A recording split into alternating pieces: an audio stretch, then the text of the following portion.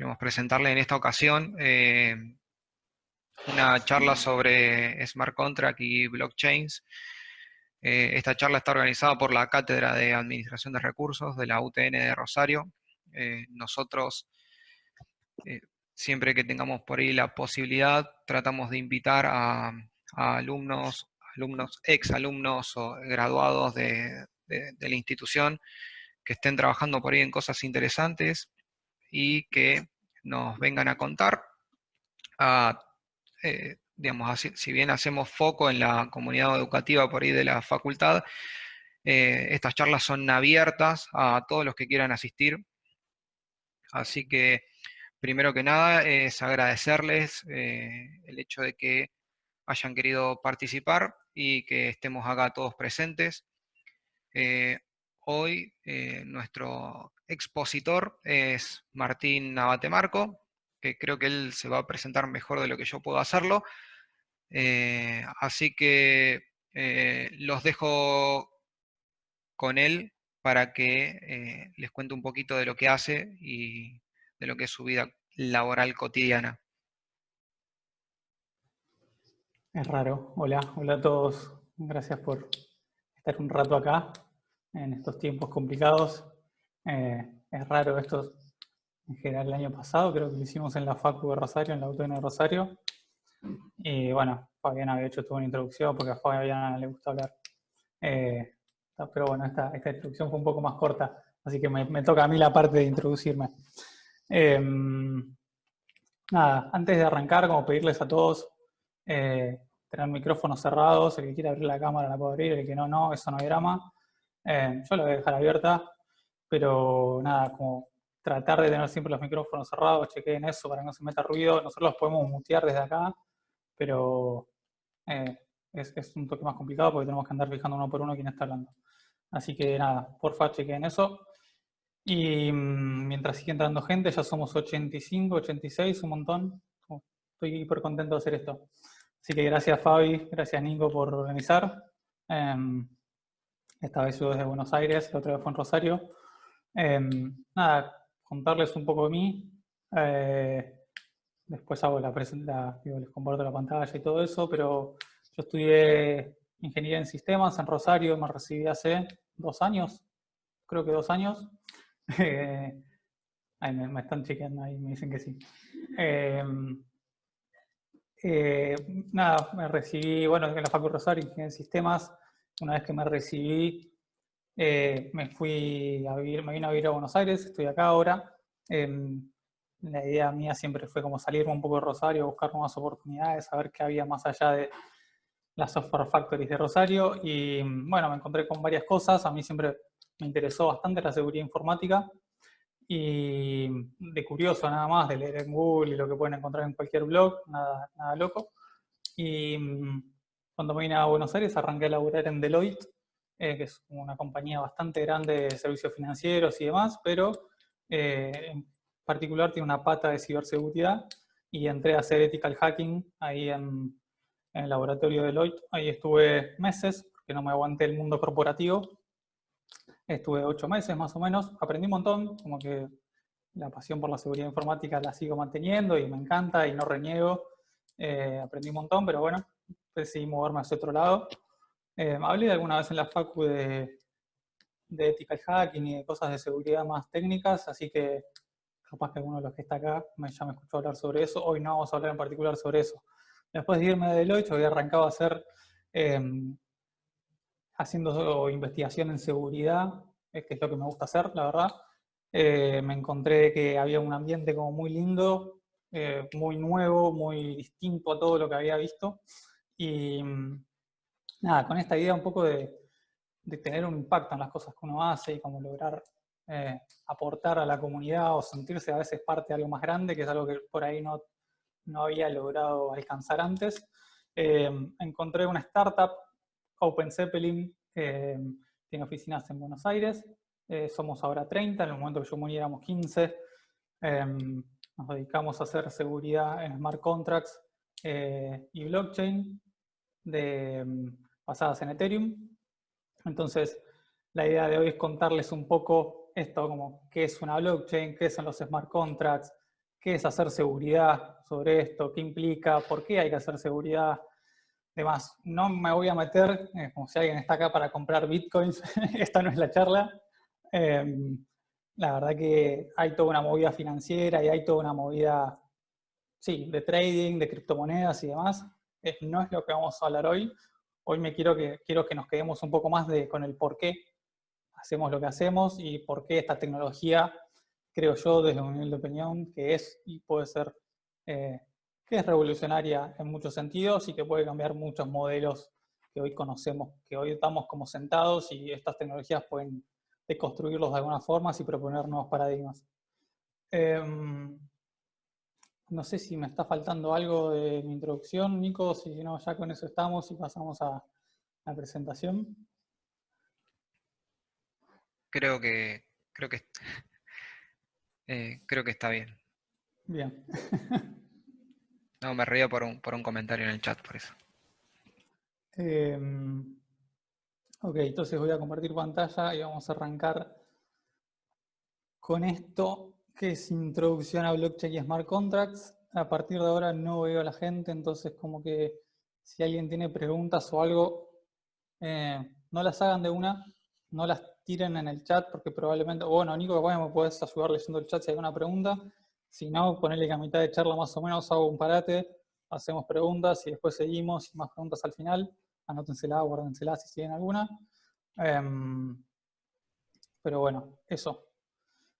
Bien, asumiendo que están viendo la pantalla, como les contaba, yo hago seguridad en Ethereum, que es una blockchain. Entonces a partir de ahora vamos a empezar a entender qué es una blockchain. Después nos vamos a mover smart contracts y después vamos a ver qué es hacer seguridad sobre eso y todo lo que implica.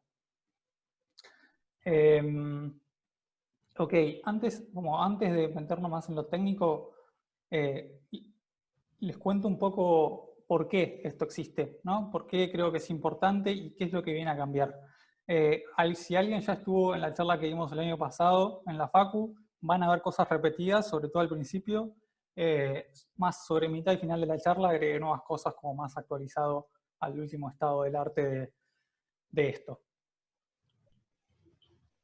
Ok. Entonces, hagamos este juego mental, hagamos este experimento, imaginémonos este escenario. Imaginemos que tenemos dos personas que se quieren enviar dinero, se quieren enviar plata, pero no se conocen, ¿sí? Y tal vez no confían el uno en el otro, o por alguna simple razón están lejos o no tienen como los mecanismos disponibles para ejecutar una transacción de plata.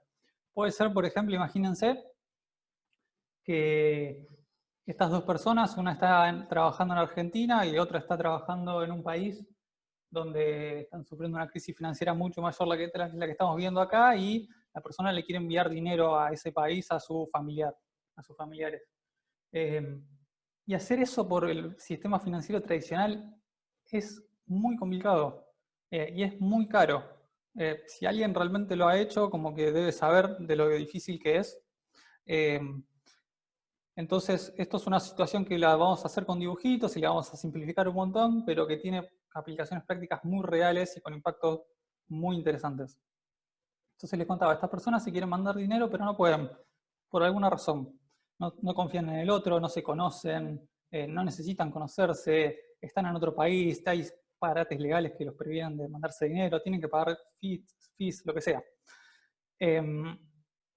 Entonces lo que solemos hacer todos y lo que van a hacer estas dos personas es hacer esta transacción a través de un banco. Nosotros cuando tenemos esta situación de que nos queremos transferir dinero o entre dos personas, en general recurrimos a los bancos. Tenemos nuestra plata depositada en un banco, nuestra entre comillas, porque vamos a ver que en realidad esa plata no es nuestra, es del banco y se la estamos dando. El banco pasa a tener control de esa plata y el banco se va a encargar de, porque ambas partes confían en este intermediario que vamos a llamar el banco, va a hacer el banco entonces esta transacción y va a mover la plata de un lado hacia el otro. Bien. En realidad, como sabemos todos, el banco ya ni siquiera mueve plata, sino que simplemente lo que tiene es como un registro de transacciones, ¿sí? El banco lo que va a hacer es anotar en un papel que tiene el banco, de vuelta a situación muy simplificada, pero fíjenme, anota en un papel, alguien en el banco, un chabón, se sienta y anota que A le manda a B 500 pesos. ¿sí? Y nosotros confiamos, porque la palabra es confiamos, plenamente en que el banco mantiene este registro, lo mantiene de forma ordenada, hay auditorías que se hacen sobre estos registros y demás, pero bueno, confiamos sobre todo en un sistema financiero basado en esto. La pregunta entonces es, ¿quién tiene total control sobre este registro? La palabra es obvia, el total control sobre el registro lo tiene el banco. Nadie más, no lo tenemos nosotros. Yo no soy dueño de los pesos, de los 1000 pesos que tengo depositados en la caja de ahorro. No soy dueño de eso, los tiene el banco. El banco simplemente me los va a ir, me da permiso a mí para que yo los use y demás, pero muchos sabrán, si en el 2001 tenían depositada plata, que se dieron cuenta en ese momento que no eran dueños de su plata y los bancos en realidad podían hicieron lo que quisieron con eso. Entonces, ese es un caso de uso muy particular que en Argentina sabemos mucho, tenemos mucha experiencia de eso, en Argentina y en otros países de Latinoamérica y del mundo, creo. Bien, la pregunta que sigue es, ¿por qué? ¿No? ¿Por qué tiene total control el banco sobre este registro? Y básicamente es porque una vez y otra vez y otra vez y otra vez nos han engañado, nos han robado plata, han hecho lo que quieren, los bancos terminan quebrando en crisis financieras, los gobiernos salen a rescatarlos y demás. Y aún así seguimos con esta idea de que este registro lo sigue manejando el banco. Y eso lo hacemos porque confiamos, ¿sí? Simplemente porque confiamos, porque decidimos, activamente o no, pero bueno, de alguna forma decidimos, en darles el poder a ellos sobre esto. ¿Y no hay una forma mejor de hacer esto? Digo, hay tecnología, hay criptografía, hay grandes avances en la ciencia de la computación y demás, pero todavía seguimos con este paradigma viejo, yo considero ya obsoleto, que tenemos que seguir soportando, y creo que empieza a haber soluciones mejores. Y una forma mejor, de la que vamos a hablar mucho hoy, es que este registro lo mantengamos entre todos. Que en vez que lo mantenga el banco, ¿qué pasa si en realidad todos los participantes del sistema financiero de una red financiera, pasan a mantener este registro? Y la dinámica se vuelve re interesante. Imaginemos entonces esta situación donde tenemos este grupo de personas que están participando de un sistema financiero y quieren transaccionar entre ellos. Entonces uno va a decir que le va a enviar tanta plata, el 5 acá le va a enviar 100 pesos al 1 y lo va a anunciar. Imagínense que todas estas personas están conectadas a través de una red, son todos participantes de la misma red y se van a poner de acuerdo para ejecutar transacciones. Entonces 5 va a decir, bueno, le envío 100 pesos a 1. Cuando 5 dice que va a hacer esa transacción, todos en la red la escuchan, porque tienen alguna forma de escucharla, y 1 también la va a escuchar y va a recibir esa transacción. Y todos la anotan en sus propios registros, ¿sí? Después de varias transacciones, esto como este jueguito de uno anuncia, le envía al otro, todos anotan y bla, bla, bla, se repite muchas veces, y entonces en estas hojitas que cada uno lleva, van a ir anotando las transacciones que hacen. El tema está en que necesitamos que este registro sea inalterable, ¿sí? Porque ya dijimos que el banco no está más. Este intermediario que estaba antes en el medio y en el cual confiábamos y demás, no está más. Entonces, ¿en quién confiamos ahora? ¿Cómo confiamos ahora para que este registro sea inalterable y los otros participantes de la red no cometan fraudes? La respuesta es muy fácil, no es tan fácil, pero hay una forma, y se puede usar criptografía. En vez de usar confianza, para sellar cada página, para sellar, cuando digo sellar es que se mantenga inalterable, podemos utilizar criptografía reemplazando la confianza. Porque ya hoy hay avances de criptografía, de matemática, de ciencia de la computación, lo suficientemente poderosos para que no tengamos que confiar más en el uno en el otro, para que podamos construir un sistema donde la confianza sea totalmente irrelevante. Antes de seguir avanzando con este ejercicio que hicimos, imaginemos cómo se sella cada página. Entonces, si hablamos de que tenemos que sellar con criptografía una página, veamos qué maquinita usamos para sellar cada página. Los que saben de criptografía, perdón por todo lo que voy a decir, voy a sobresimplificar muchas cosas, pero creo que somos muchos y tal vez no todos saben que es una función de hash, por ejemplo, entonces prefiero como dejar las cosas más, que en términos más prácticos y simples. Imaginemos esta máquina que toma una entrada y escupe una salida, ¿sí? En esta entrada imaginemos que entra un 4 y sale una cadena de caracteres. Una propiedad muy interesante que va a tener esta máquina es que es trivial, es muy fácil ejecutarla, es decir, que para cualquier entrada es muy fácil que yo obtenga una salida, pero dada una salida es muy difícil conocer la entrada. Entonces, si yo meto un 4, y una propiedad más que tiene, es que cada vez que yo meto un 4 me va a dar el mismo resultado del otro lado. Entonces, si yo meto un 4, me va a dar la cadena que dice ahí, si meto un 5, me va a dar otra cadena totalmente distinta, meto un 6, así, y así sucesivamente. Pero si hacemos al revés, dada la cadena de la salida, si yo solo tengo eso, aún conociendo la máquina, es muy difícil, es matemáticamente muy difícil que yo pueda decir cuál fue la entrada que produjo esa salida. ¿Sí? Entonces, este tipo de máquina, que esto es una función de hash, se llama en criptografía, esta máquina es una función, la función de hashing es algo que vamos a utilizar para sellar páginas. Todos los participantes de la red, entonces, van a utilizar esta máquina, van a utilizar la función de hashing y tienen que resolver el siguiente problema.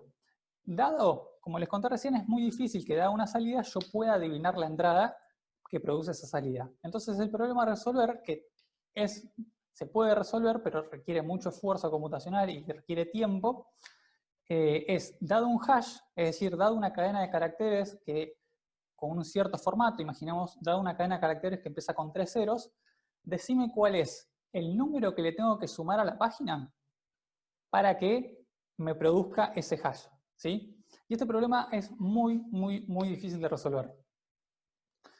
Entonces, imaginemos que una persona adivina, o sea, sí, es casi adivinar, hay una probabilidad muy pequeña de pegarle a ese número, pero básicamente una persona lo puede hacer y puede anunciarlo a toda la red. Pero ¿cómo lo hace? Es simplemente por fuerza bruta. Es decir, agarra esta página y empieza a probar números, 1, 2, 3, 4, 5, 6, de una manera, tal vez haya maneras más inteligentes de hacerlo, pero ese es básicamente el procedimiento. Cuando obtiene el hash resultante, cuando obtiene el hash que empieza con 000, le dice a la red, hey, lo encontré, y el número que produce para la página que todos tenemos, el número que produce ese hash es este, 87463, lo que sea.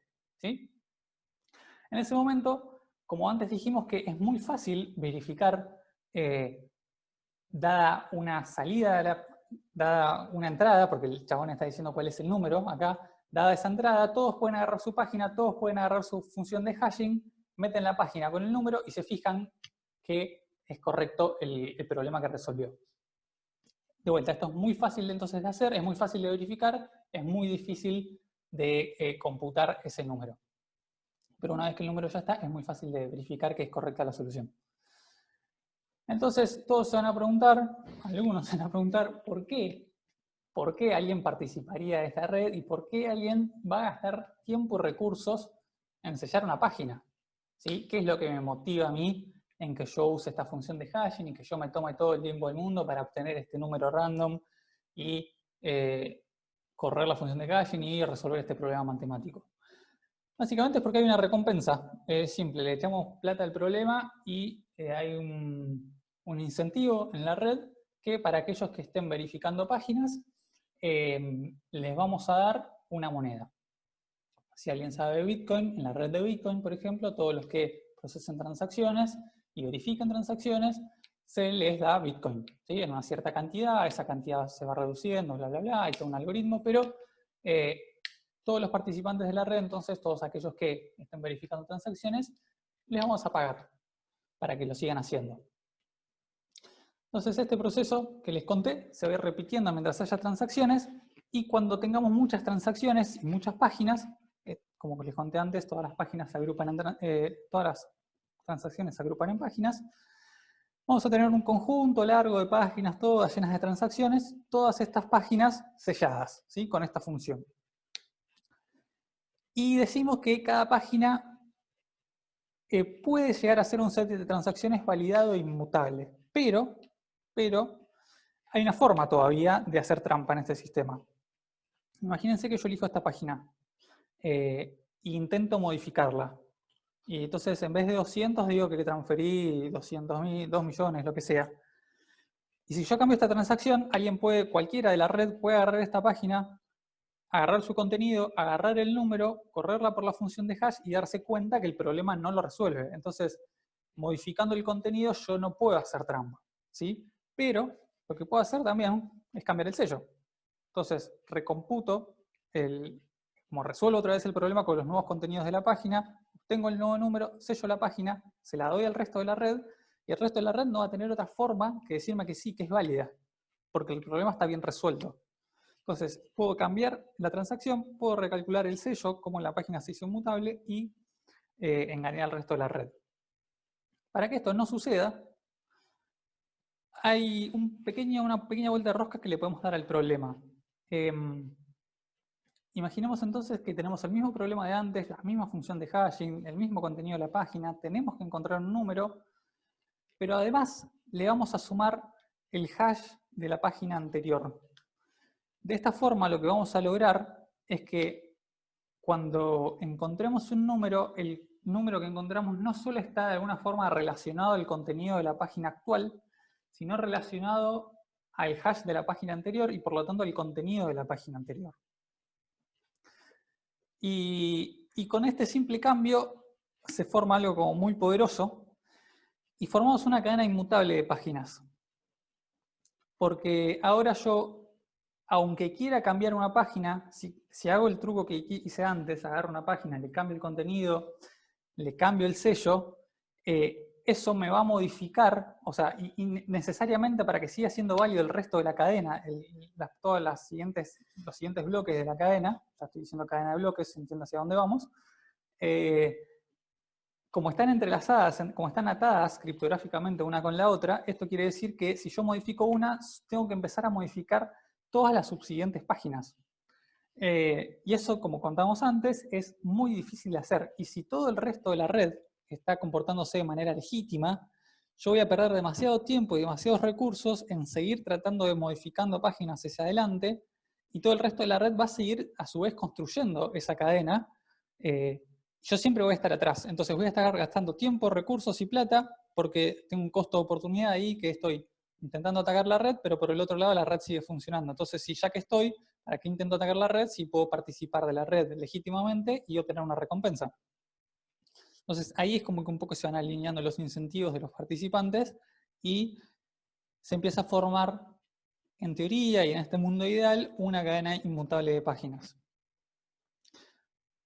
Reemplacemos entonces ahora todo este cuento que les hice con todas las veces que dije páginas, debería haber dicho bloques, y tenemos transacciones dentro de bloques que están atados y forman una cadena, entonces formamos una blockchain, ¿sí? Entonces esto que ven ahí básicamente es una blockchain, no hay demasiada magia, hoy en día hay como mucho marketing y es ponerle blockchain a todo, y lo cierto es que tiene sus casos de uso muy específicos, y para ciertas aplicaciones y ciertas formas de trabajar puede servir, pero probablemente para la mayoría de los casos de uso todavía una base de datos regular es mucho más eficiente y mucho mejor que esto. Aún así, como que hoy vamos a hablar un poco entonces de qué casos de usos particulares puede llegar a tener una blockchain. Bien. Continuamos. Espero que hasta acá se haya más o menos entendido el cuentito, porque bueno, vamos a ir a cosas un poco más técnicas tal vez. Una de las primeras aplicaciones de una blockchain relacionada a finanzas, vamos a decir, es Bitcoin. Blockchain entonces es la tecnología subyacente a la mayoría de las criptomonedas que hoy conocemos como tales, y la primera en aparecer y como tal, digamos, sin hacerse muy conocida y a mi modo de ver, con este paper empezar una revolución de muchas formas, fue Bitcoin, y este paper lo publica un señor o una señora o un alien o un animal o alguien, se llamó Satoshi Nakamoto o se llama, no sabemos, y no sabemos porque básicamente es anónimo, y publica este paper alrededor del año 2008, probablemente como resultado, ¿no?, de todo este malestar y como a través de todo un movimiento medio CryptoPunk y bastante revolucionario de intentar cambiar el sistema financiero actual, sobre todo empujado por la gran crisis del año 2008. Y aparece este paper, y este paper es como que sienta las bases de todo lo que vino después. Esto fue hace ya 12 años entonces. El paper está disponible online, lo pueden descargar, lo pueden leer realmente porque está escrito en un lenguaje hiper legible y hiper, no voy a decir de calle, pero que se puede entender. Tal vez haya cosas más técnicas que no puedan entender, pero creo que las conclusiones que plantea, de plantear por primera vez la idea de un sistema de pagos digital, peer-to-peer, sin fronteras, sin barreras, neutral, abierto a todo el mundo, criptográficamente seguro. Es algo tan revolucionario que, bueno, que simplemente lo largó esta persona anónima en un paper de 10 hojas. Es un poco loca la historia. De vuelta, está disponible, si lo quieren leer lo pueden descargar. Vean la conclusión si quieren, pero es muy impresionante. Bien. Entonces, si vamos a algo más técnico, esto es como un poco más, si vamos a hablar de blockchain un poco más real, entonces ahí tenemos los bloquecitos que están atados unos a otros por los hashes. Tenemos que cada bloque tiene un header y un cuerpo. En el cuerpo están las transacciones, en el header va a haber cierta información de cuándo ese bloque se minó, cuál es el, fíjense que dice previous block hash, que es lo que les contaba antes, cómo está atado y demás. Eso sería un poco más mirando técnicamente cómo está compuesto. Algo muy lindo que tienen este tipo de blockchains, que son totalmente públicas, todos nos podemos sumar a ellas, todos podemos participar, todos podemos transaccionar, más allá de nuestro género, raza, estado social, nivel de educación y demás. Algo que lamentablemente el sistema financiero actual tiene muy en cuenta. Entonces, podemos, como les digo, es público, entonces podemos ir a ver el bloque, podemos ir a ver los bloques de Bitcoin y qué contienen, y quién los minó, y qué transacciones hicieron, y cuánto valieron, y cuánto Bitcoin le dieron como premio al que lo minó, y demás. Entonces, esto es un ejemplo, este es el segundo bloque de Bitcoin. Fíjense que le dio al que lo minó 50 Bitcoins. Eso hoy es mucho menos, porque esta cantidad se va reduciendo, pero bueno, multipliquen 50 por la cantidad que vale un Bitcoin hoy, de dólares, y bueno, ahí se van a dar cuenta cuánto ganó entonces al día de hoy esa persona. Obviamente la blockchain de Bitcoin sigue funcionando más que nunca y empezaron a aparecer muchas otras. Pero me quiero frenar entonces que quedar claro que es una criptomoneda. Dijimos entonces antes que la criptomoneda va a estar basada en un registro inmutable de transacciones agrupadas en bloques, más conocido como blockchain. Es una moneda digital, es interesante porque es nativa, digamos, del ciberespacio, no es que esto tiene alguna atadura a la geografía o a un banco central o algo así, es puramente digital, tiene oferta limitada, por lo tanto eso va a hacer que tenga valor. Hoy hay alrededor de 18 millones de Bitcoin, pero se sabe que en total, por el algoritmo de la criptomoneda, va a haber alrededor de 21 millones de Bitcoins. Entonces va a estar basado en este registro descentralizado y tiene 5 pilares. Estos 5 pilares, digo, no es que hay una bibliografía que dice que son los 5 pilares de una criptomoneda y si no, no es una criptomoneda, pero hay un chabón muy interesante que se llama Andreas Antonopoulos, si lo quieren buscar, si quieren googlear sobre él, Andreas Antonopoulos, un apellido griego. El tipo es el mayor divulgador de criptomonedas en el mundo, es muy real, muy interesante escucharlo. Y plantea que están estos 5 pilares que para una criptomoneda sea considerada como tal, tiene que ser abierta, tiene que ser pública, es decir, que todos podamos ver qué está pasando detrás, sin fronteras, como les digo antes, acá no importa si sos argentino, venezolano, mexicano o estadounidense o de donde sea, no tiene una correlación con la geografía de esto. Es neutral, de vuelta cualquiera puede participar, eso quiere decir que puede participar hasta desde la Madre Teresa hasta Bin Laden, y bueno, todos participan y todos pueden transaccionar. Entonces, nada, es agnóstico a ese tipo de cosas. Y es resistente a censura. Una vez que esto está funcionando, esto es imparable. O sea, mientras haya 1, 2, 3 nodos de Bitcoin, la gente va a poder seguir transaccionando en Bitcoin. Eso es como para mí uno de los puntos uno de los puntos más interesantes. Todas las aplicaciones con las que estamos acostumbrados a trabajar hoy, mi home banking no es resistencia a censura. Si el día de mañana el banco me quiere bloquear acceso a mi plata, lo puedo hacer tranquilamente. Si un día quieren comprar dólares y ya son las 3 y 1 minuto de la tarde, no van a poder.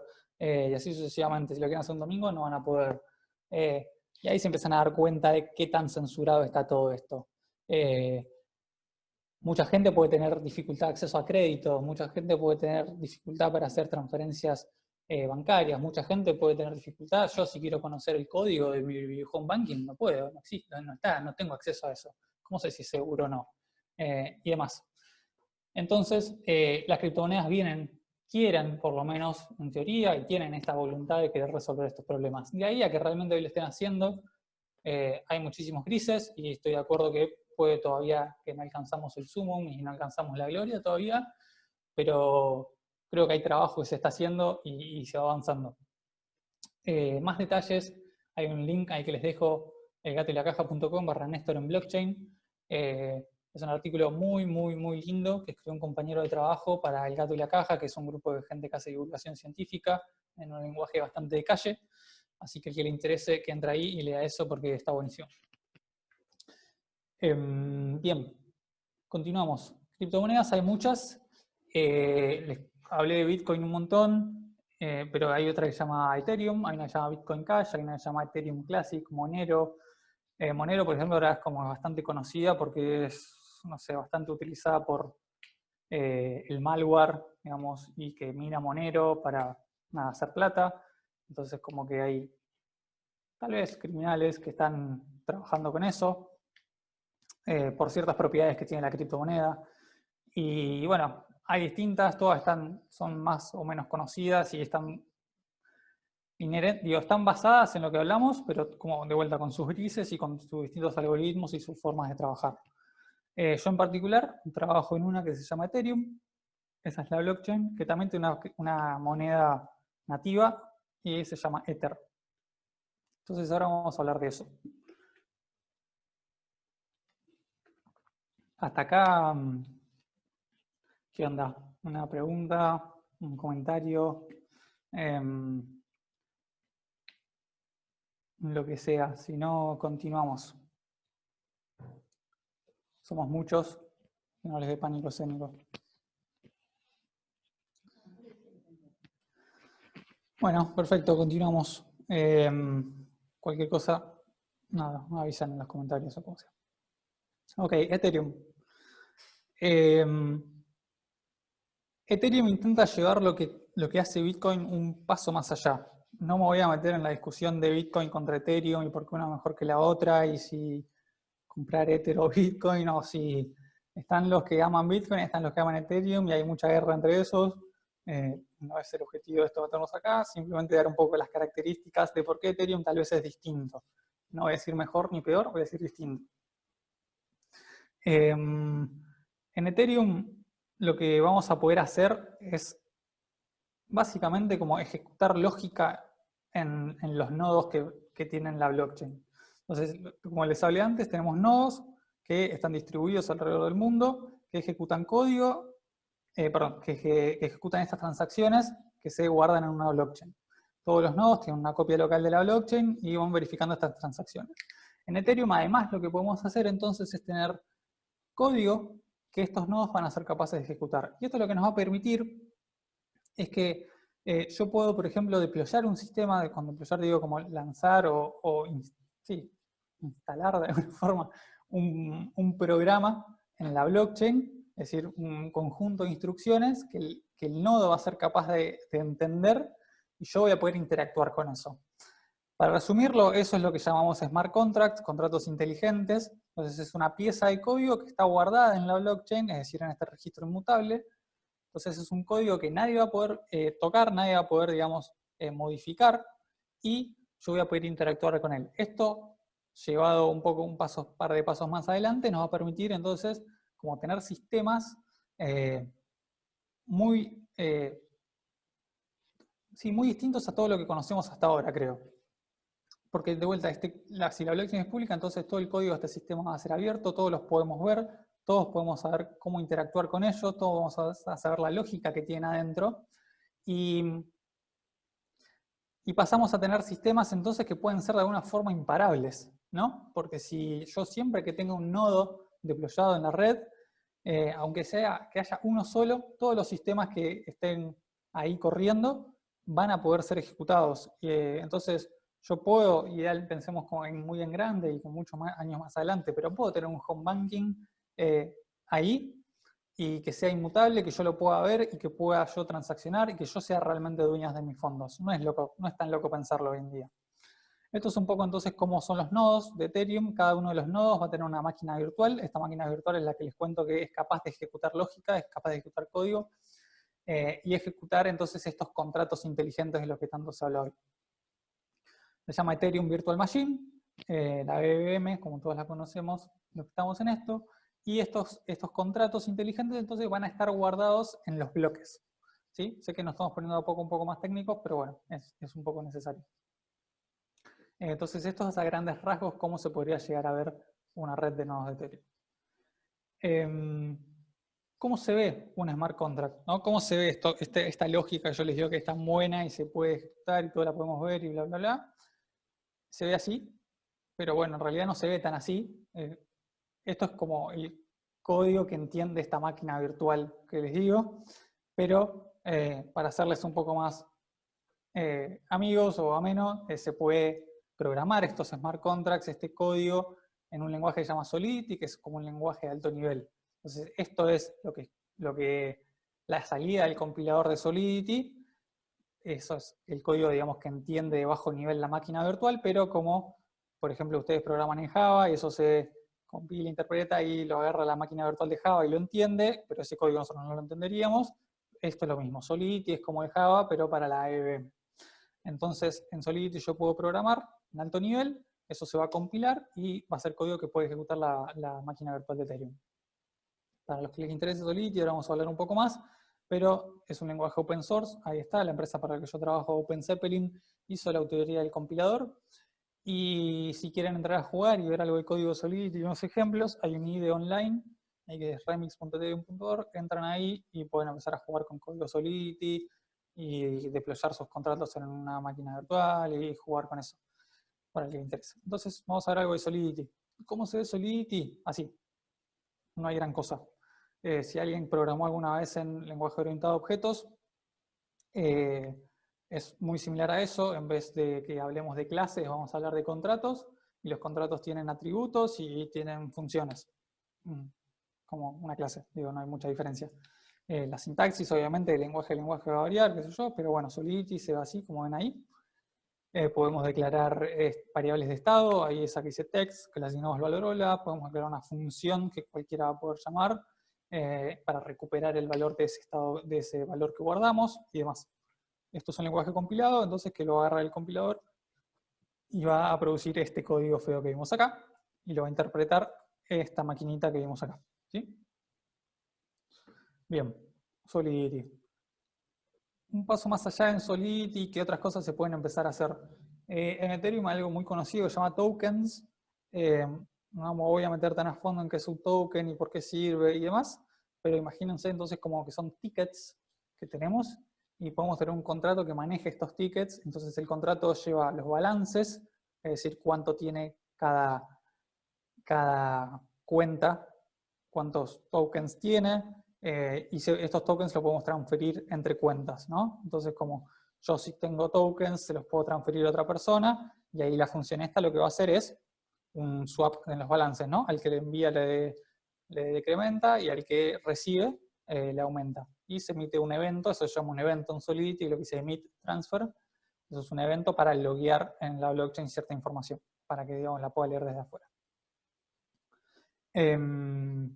¿Qué puedo contar de esto? Bien, no, algo muy interesante acá. Este código que ven acá es como código, si bien cortado y adaptado un poco para la presentación, pero es código de como uno de los contratos más básicos y fundamentales de Ethereum hoy en día, que es el ERC20, que es un estándar que define un estándar como una interfaz para los tokens. Entonces yo sé que si un token implementa la interfaz ERC20, sé que puedo interactuar con ese token de una cierta forma, que se va a comportar idealmente de una cierta forma.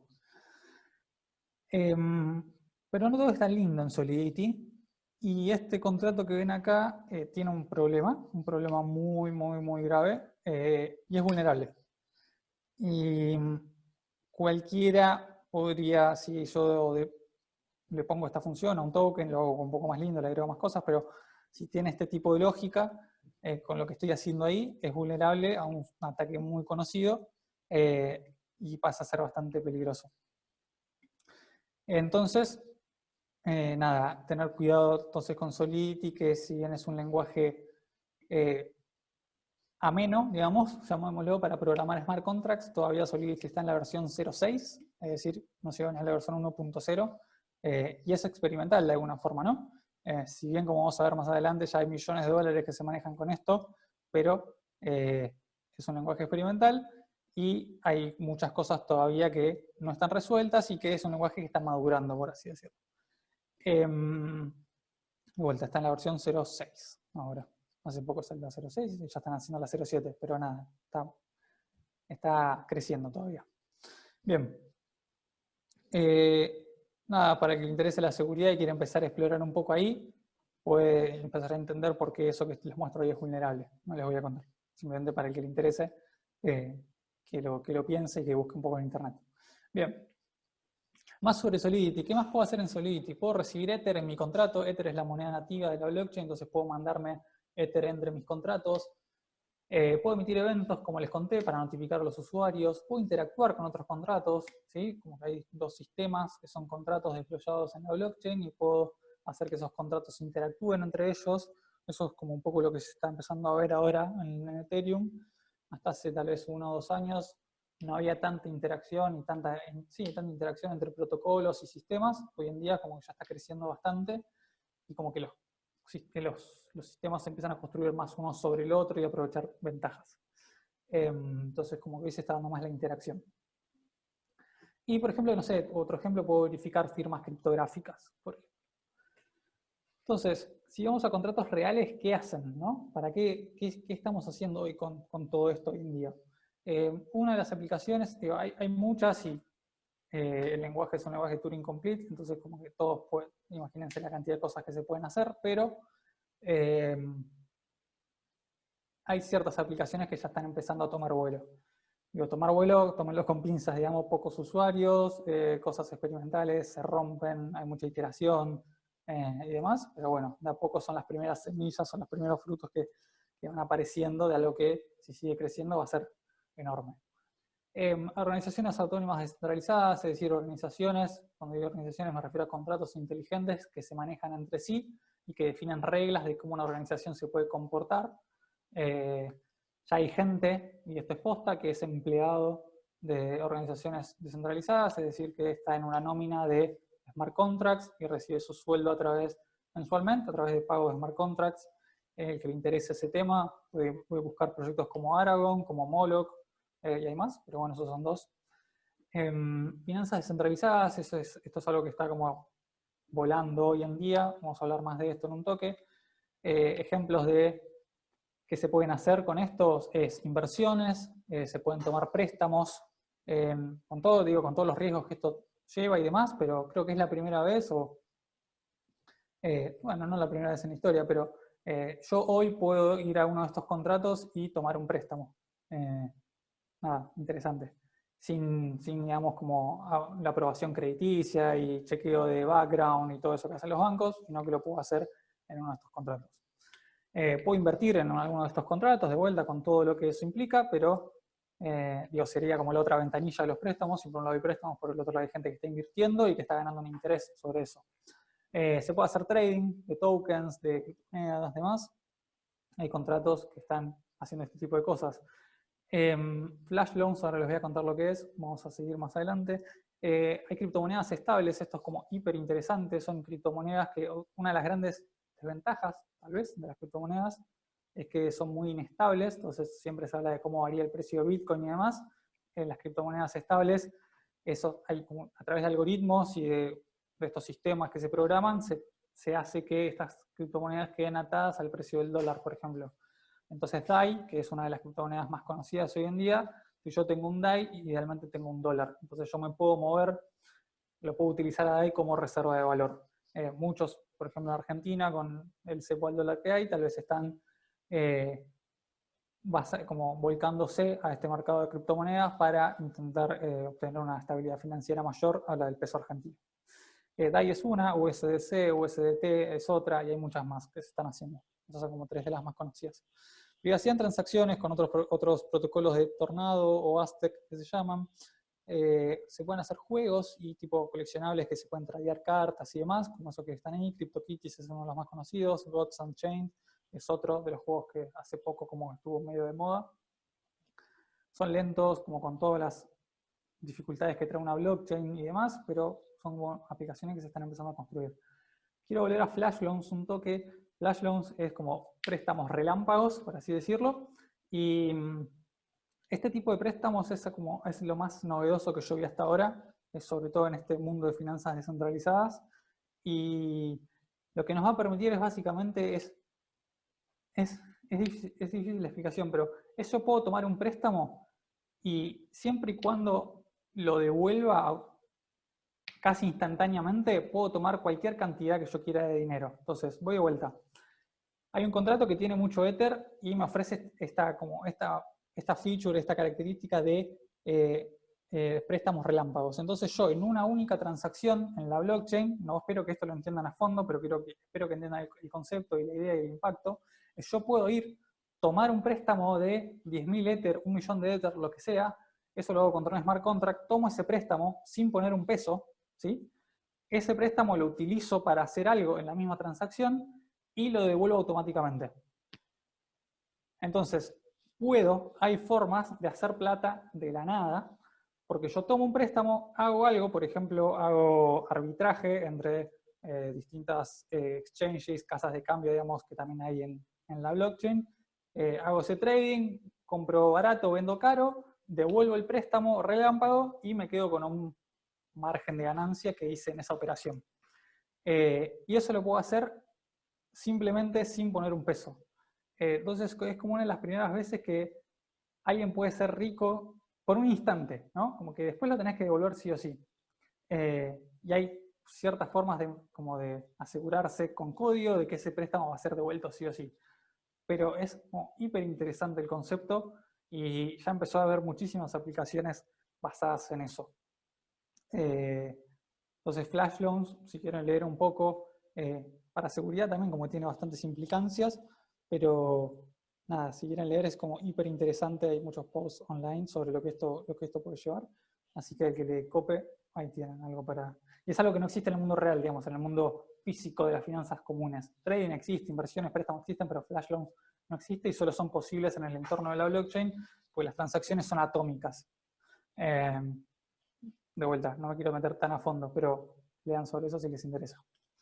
Bien, esto es simplemente para mostrarles que ya como que no están en joda todo lo de la blockchain y no es que es toda una pavada, sino que ya hay gente poniendo mucha plata en esto. Obviamente, seguramente son inversores dispuestos al riesgo y demás, pero estas finanzas descentralizadas en algún punto, en marzo de este año, mediados de marzo de este año, tocaron el $1 billón, o sea, los $1.000 millones en Ethereum depositados. Entonces ya no estamos hablando de poca plata, que está guardada básicamente en estos contratos inteligentes de los cuales estamos hablando. Como les digo, todo el código es público, todo se puede ver, entonces si van a esa dirección que les pongo ahí abajo, es larga, la pueden, no sé, sacar una screenshot y después van y la copian en el navegador, como sea. Pueden ver un contrato que auditamos en la empresa en la cual trabajo, que tiene guardado más de $50 millones en este momento, y bueno, nosotros auditamos la seguridad de ese contrato. Es un contrato de Compound. Compound es uno de los protocolos hoy más usados de estas finanzas descentralizadas. Bien. Continuamos. Si quieren aprender Solidity, porque todo esto les voló la cabeza y les encanta a partir de ahora, pueden ir a cryptozombies.io, creo que es el lugar número 1 para aprender de Solidity y aprender cómo programar contratos. Lo van haciendo a través de un juego, así que está buenísimo, yo aprendí ahí. Y después, si les interesa más como la pata de seguridad, van a eternaut.openzeppelin.com y hay desafíos, digamos, que tienen que hackear contratos inteligentes y, no sé, frenarlos o robarles plata o demás, obviamente un juego, pero con ataques reales. Y nada, se puede aprender muchísimo por ahí. Yo como que, estos son los 2 recursos con los cuales yo empecé en todo esto. Acá les cuento otro caso de un ataque que hubo, no en este contrato particular que les muestro, pero sí en un contrato que tenía este problema, que es un problema llamado Reentrancy, no me voy a meter en el tema, pero era un contrato que más o menos creo que, no sé en qué año fue esto, 2016 tal vez, creo que 2016, 2015, por ahí. Tenía una vulnerabilidad hasta ese momento nunca explotada, que un atacante vino, la explotó en un contrato real y se llevó más de 50 millones de dólares. Entonces, nada, como entender que hay un impacto interesante y hay mucho por laburar, sobre todo en seguridad. Hablando de eso un poco, entonces, ¿qué desafíos encontramos en todo esto? Ya es para ir cerrando.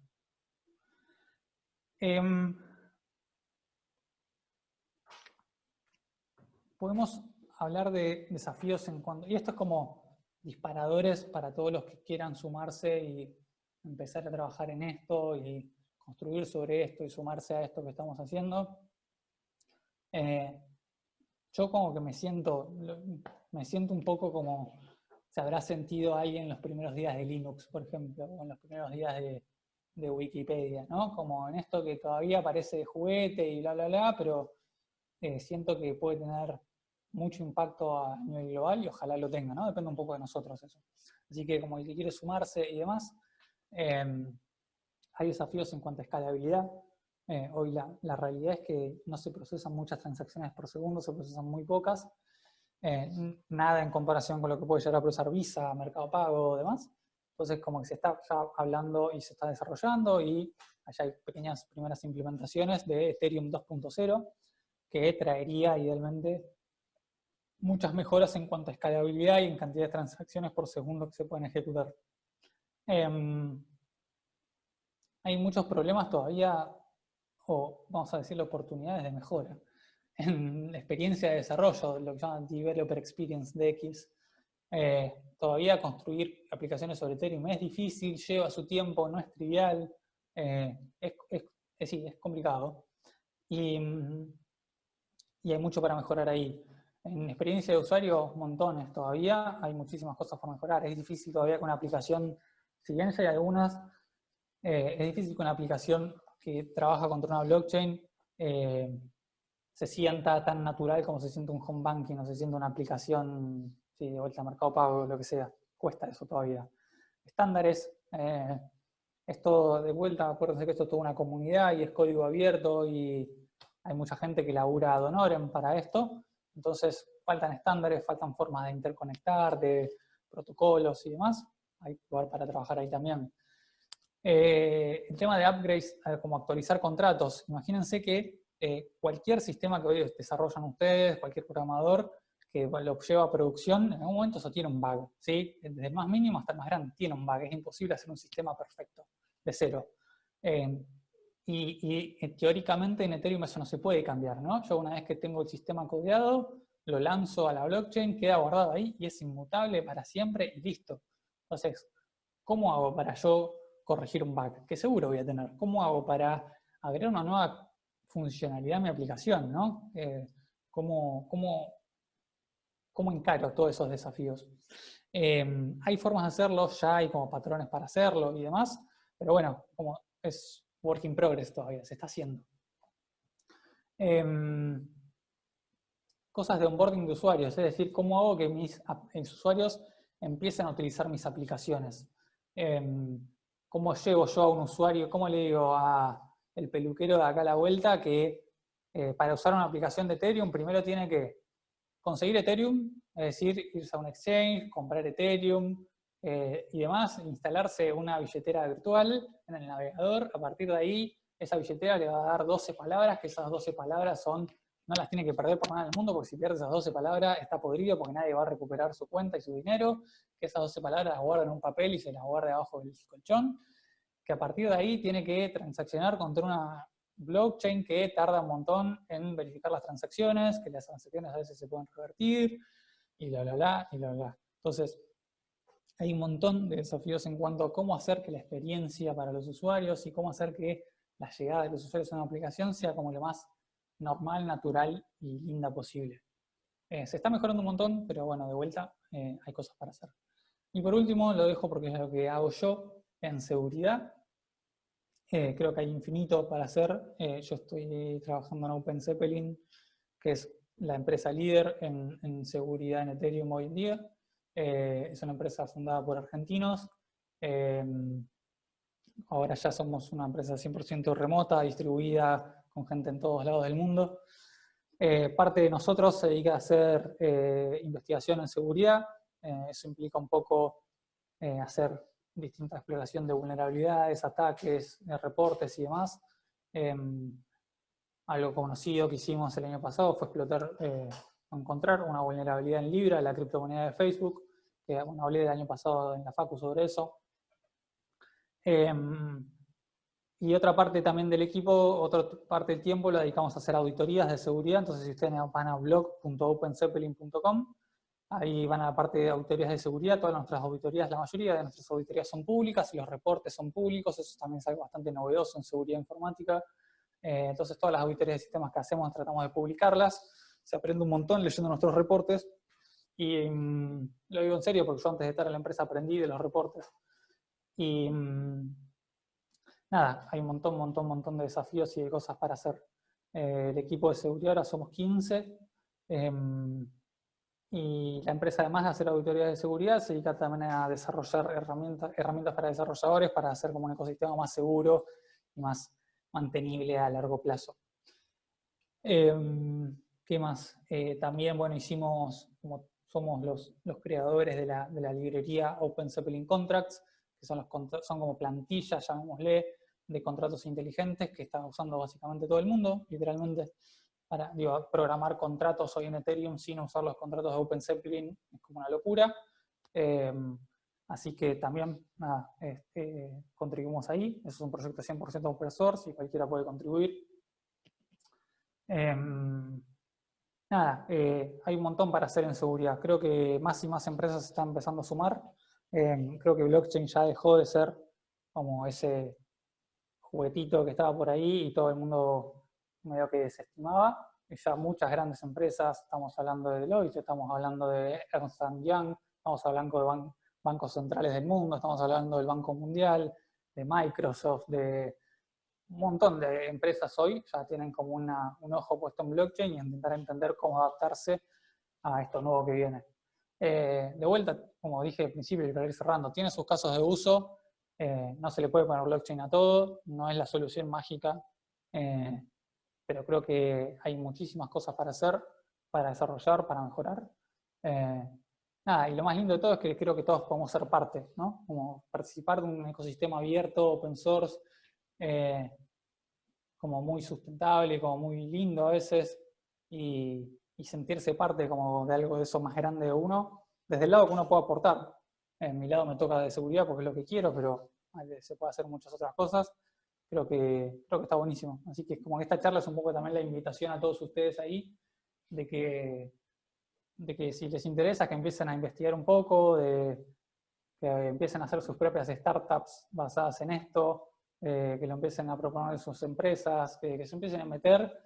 Al principio va a ser los fines de semana probablemente, pero se puede. Y nada, hay muchísimo por hacer. Así que creo que eso es todo. Siendo las 8:37. Eso es todo.